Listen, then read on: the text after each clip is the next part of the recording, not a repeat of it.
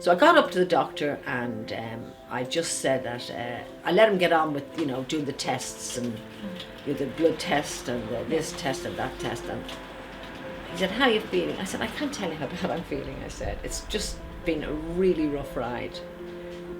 He went outside after the nurse did it and he ran back in again and he just goes to me, get a trolley, you're going to emergency.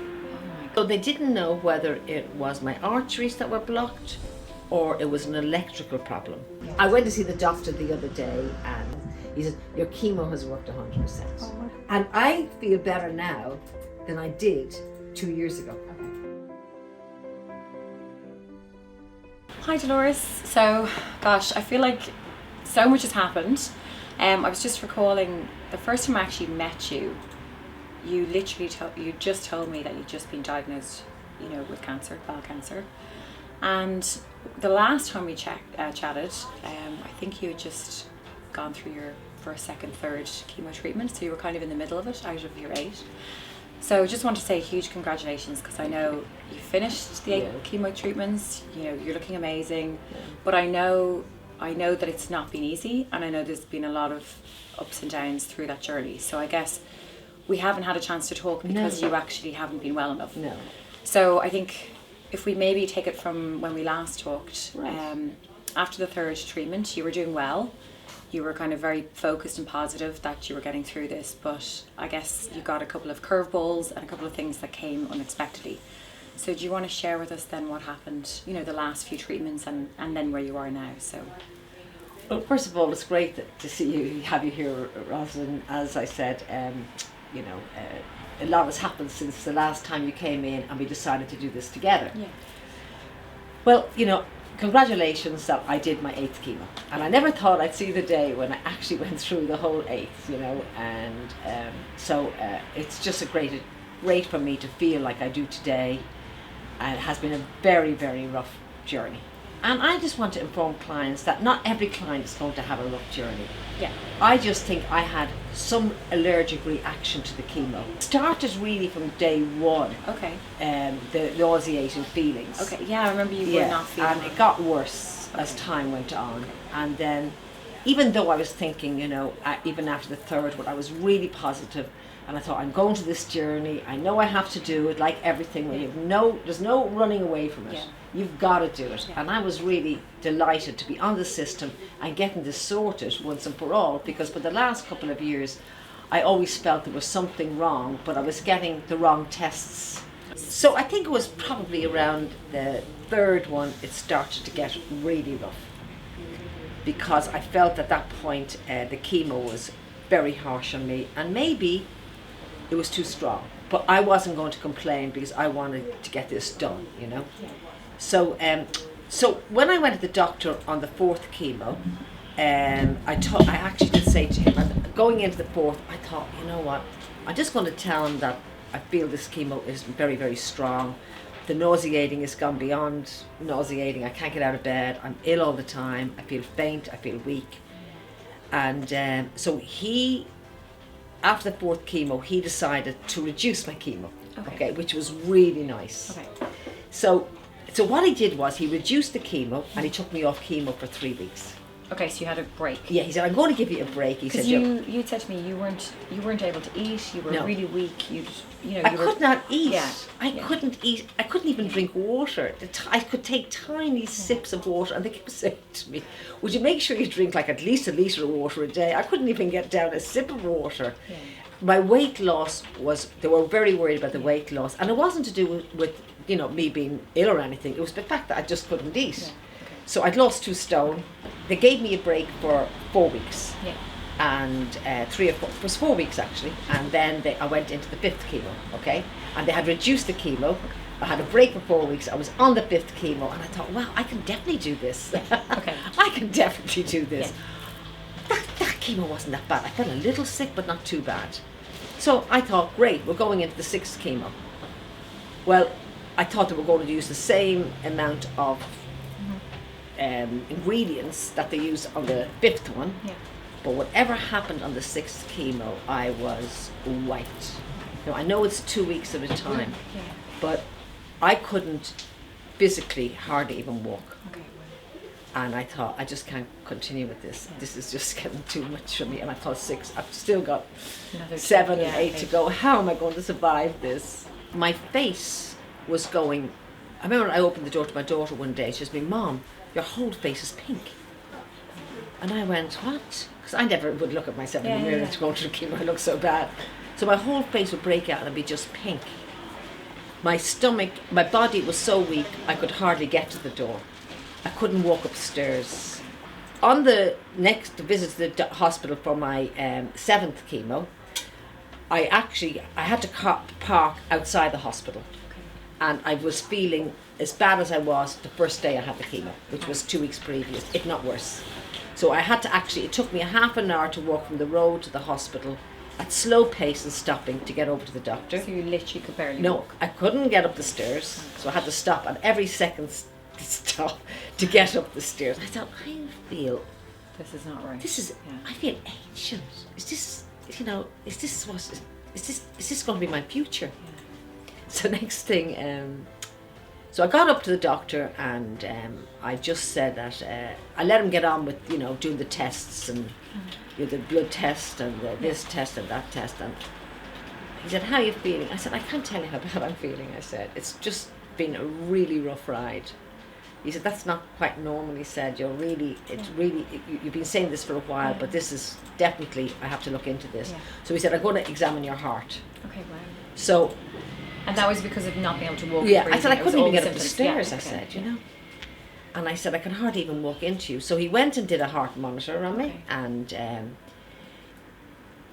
he went outside after the nurse did it, and he ran back in again, and he just goes to me, get a trolley, you're going to emergency. Oh my gosh. And I thought, emergency? He said, you don't plan on going home for the weekend, you'll be here for the whole weekend. So I don't want you standing, I don't want anything, I just want you on a trolley and up to the emergency because I want your heart completely tested.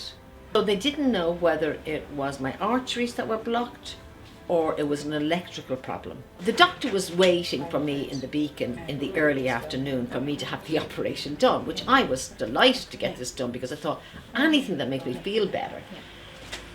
But they came over to me then at around 5 or 6 and they said to me, well, you won't be going to the Beacon until about 8 o'clock. And I thought, so I'm on this trolley and now it's Friday night in James's in emergency. I don't even know how the nurses coped because it was like hell. I was living in hell now. So there was people, blood all over them, lots of people beaten up, this has nothing to do with chemo now. This was like the emergency in A&E, So that was really scary. And you just wanted to get out. I wanted to get out. They came to me then and said, no, you won't be going to the Beacon tonight.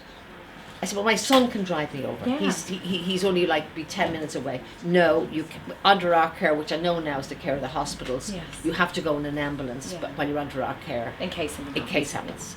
So I resigned myself to be there for the night, which was it. Very scared, terrified, and probably quite hysterical inside. The next day, into the Beacon, they got me over there, private ambulance, over to the Beacon, and I got the most fantastic doctor again over there, and he put in the pacemaker itself. And I woke up. And I felt really good. Okay, wow.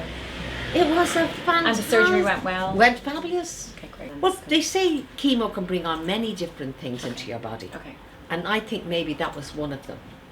Because my breathing, and even when I went up to the corridor, you can get out of bed now and you can walk around. I went, wow, what a bonus that was in life even. Yeah.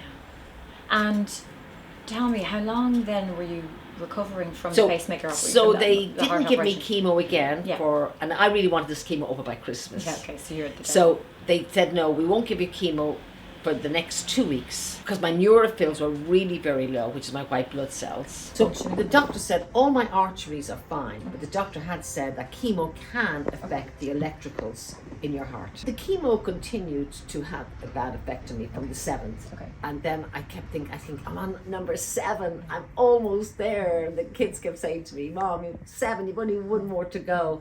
And I was counting it down. So I sort of had accepted that I was going to be very ill on the 7th, and then when I had to go in for my last one, it was the most exciting day I think of my life, because forget the heart. That was weakness. This is sickness now. Do you understand? So I'm going, the 8th chemo, it just brought back the memory of the first video I ever did.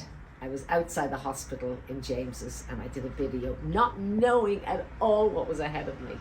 Be grateful to be on the system. Be grateful that they discovered that I had this before it got too late, and it was curable. And you know, and all those memories. I was sitting on the chair getting my 8th chemo, and all the nurses were coming and going, Dolores, you did it, you're on your 8th chemo, and all of that. The plus sides is that it brought me very much to earth, if you understand. I became very aware of everything around me. I became very aware of my home, the people around me. You know, there was lots of family. Over the years, I come from a really large family, you know, and the thing about it was, over the years, there was so many disputes between us all in different parts of our lives, and some of us spoke again and some of us don't. We're a very close family, but, you know, they're all pretty strong women, and my brothers, you know, were pretty strong. But, you know, when I got chemo, and it wasn't because I got chemo that they all reunited, but we've all reunited. And it just happened organically. It wasn't, oh, let's phone Dolores, you know, because she's going through this. The peace in my family at Christmas was unbelievably fantastic. You know, I started to think, you know, I'm gonna, you know, what's my value in life? Where am I going? What are my passions? What am I doing? So I started to think a lot of, instead of coming, you know, my passion has always been my work. Yeah, your work has always been, and you talked, you know, the last time we spoke about trying to enjoy life a bit more, having more of a balance. So, you know, was that something that still continued? That was like neon lights. Okay. So, so I got the 8th and I left there, and I thought, I don't care if I'm sick for 2 weeks, I don't care, because I'm finished. I can just detox now and let this all out. So mentally, I was on a much higher note. Okay. Because I hadn't got to go back into the chemo rooms. And then Christmas came, and I you know, I started to feel well again and all of that. And then they had to do a CAT scan on me because they wanted to see where my tumor was. Yeah, okay. From the first time I went in to this time. What the results of chemo, I went to see the doctor the other day, and he just to sign me out and to pass me on to the radiation department. And I walked into him, and he just says to me, I've got great news for you, Dolores. And I went, finally, no pacemakers, nothing. No, I'm actually got even news. Going into him, my anxiety was starting to rise. I was getting quite low in myself. Because every time you've been in, something major has happened to me. So I'm not used to having good news. You know what I mean? It's either this is wrong or that's wrong, or, you know. And I'm looking, and I was looking at him, and he has a smile on his face. And I thought, you know, he's a great doctor, but he's very serious, you know. And he just goes, you know, I just want to let you know, first of all, he said, I've got great news for you. And I went, great news? Which it wasn't a word I was used to for the last 7 months. He said, your chemo has worked 100%. Oh my gosh, amazing. I actually nearly fell to the floor with exhaustion of emotion. I was so emotional when he said that to me. Because I genuinely, you just don't know. Because you just don't know. My tumor was 4 point something when I came here. Yeah. So what would it be now? Yeah. And he goes, I can't actually, he said, I can't tell you that. I said, why? Because I can't see it. Wow. So I'm looking at him. I don't want to ask too many questions because I don't want any bad news. You know, all I want to do is good news. You want to run out of there, I got the good news, it's gone. Okay, so he just said, I said, so, no, I don't want to put a happen on that. I said, so what does that mean? Because I had to be really careful with my words with him because he's very precise. He goes, well, looking from it now, and I'm not saying whatever, he said, you may not need the operation. Sorry, I can't.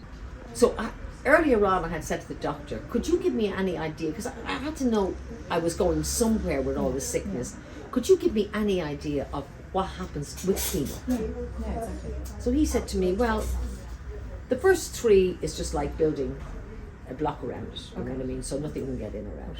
And after the 4th, that's when the reed shrinkage starts. Okay, yeah. So I remember him saying that to me, and I'm going, right, I've still got another 4 to go. That 4 was a mountain. Another 4 or 5 it's a mountain I had to climb. It's like going into, you know you're going in there, and you know you're going to be so ill afterwards. Now I have customers coming in here, and they get chemo agrees with quite a lot of people. I don't say it agrees 100%, but you know, I see clients, we're going to lunch now, or we're going out this evening, or we're doing this.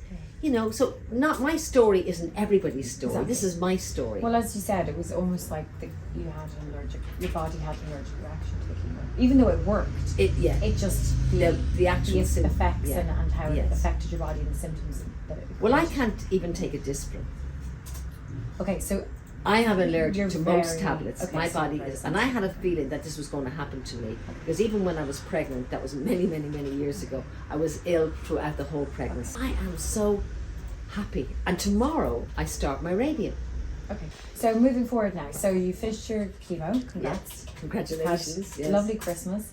So tell me now what's happening in the journey with the treatment, and what's the next stage? Well, the next stage is I start radiant tomorrow. Okay. And radium and chemo tablets. Okay. Now I remember him telling me about those chemo tablets when I went to see him first, but I blocked. I didn't hear anything he told me that time. Yeah. But when he said to me, "We're going to go back. You know, you're going to start your chemo tablets as well," and the whole conversation came back to me. You know, so I take 5 in the morning and 5 in the evening, and and then I have radium every single day for 5 days. Okay. A break at the weekend, and then it's for 5 weeks. Wow. Yeah. So I actually don't mind that, Okay. because I've been waiting for this day to have the radium, knowing it's the second part of my journey. Yeah. Okay. And I don't know whether it's going to be a third part or not. But all I know is that even to get to this, and to have overcome everything I've overcome, and to be in work, I'm in work nearly every day now. I'm really building myself up. Now I'm eating well. Now I can drink water. Now I can start putting healthy foods into my body. Now I don't know how I'll do tomorrow. You're able to walk and breathe. You know, Everything. My functioning. pacemaker has pacemaker's made a fine. huge difference to my life. Yeah. And they're still monitoring that, are they? They monitor that every time I go great. to the hospital. Okay. So basically, I guess if I'm, again, layperson's terms, you know, the chemo kind of uprooted the tree, and now the radiation and the chemo tablets are going to just blast all the cells and just complete. So it's a very important part of my recovery as well, is the radiation. It's to close it off and It's finish to close off off that whole area, you know. Okay. And then I go for more tests, the MRI, to find out, you know, how much, what is there, what's left. Yes. I won't know anything about the operation until they do the MRI on me. Okay, right. And if they're going to continue with this surgery. Okay. But whatever journey is ahead of me, I'm well able for it now after what I've been through. Yeah, exactly. And I know if that's worked, the rest has to work. Yeah, absolutely. And your body has responded. And I think you must feel good that the growth has, you know, Been reduced. Yes. So you know that your body has responded, so it is working. So Well, obviously that's it's was giving you such a comfort. wonderful thing, is that my body did respond to it. Well, I thought my body didn't respond to it. Exactly, because you were feeling so it was yeah. almost rejecting. Yeah. So so the next phase, but you know, you're so close to the end. Yeah, you I know, and know. you're so close to just coming through the journey.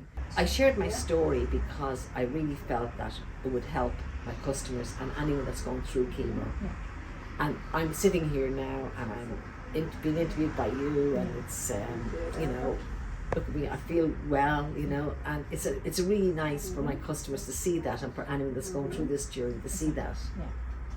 And It's kind of, well, it's inspiring, and it's also gives Yeah. them hope. and also, if you're going through something with the chemo, you know, what I've learned is it'll pass.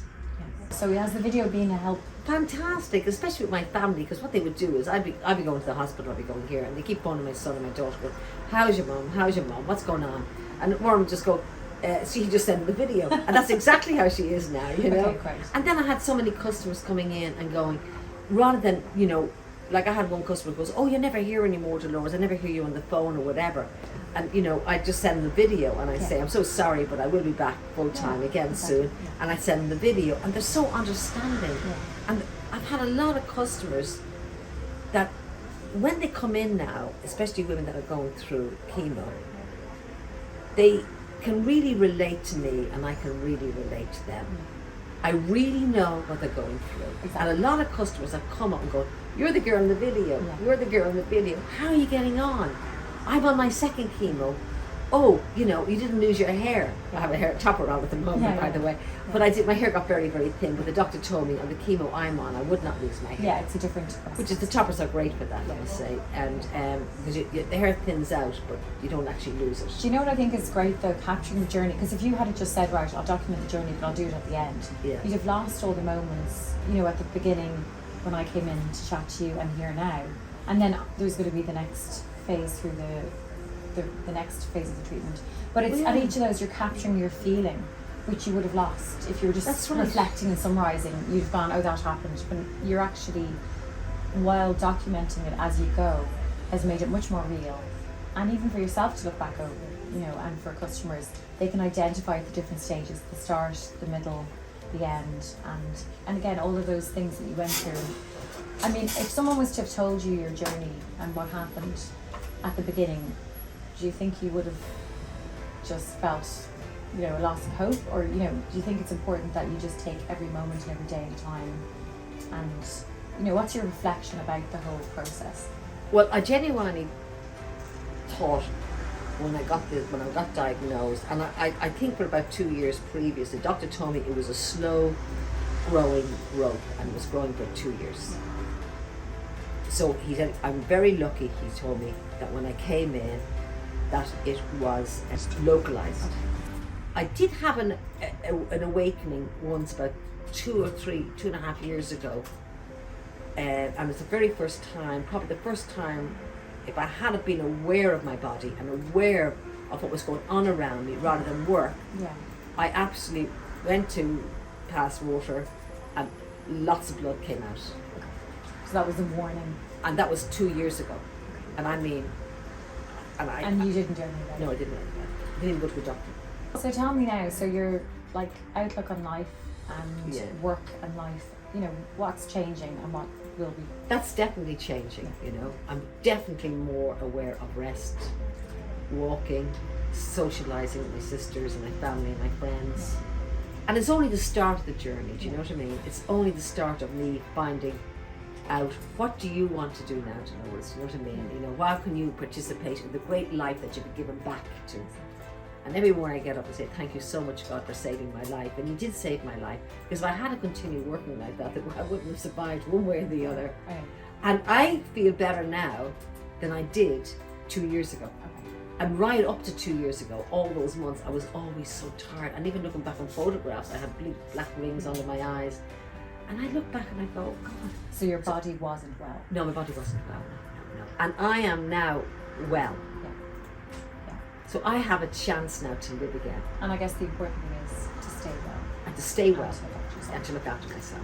It's teaching me to take time out. Yeah. I don't have a choice with this. I have to take time out. You're being forced to. I'm being forced to. So what does that do? Is training my mind. Exactly. You can take time out. Yeah. You know, you can do this, you can do that, you know.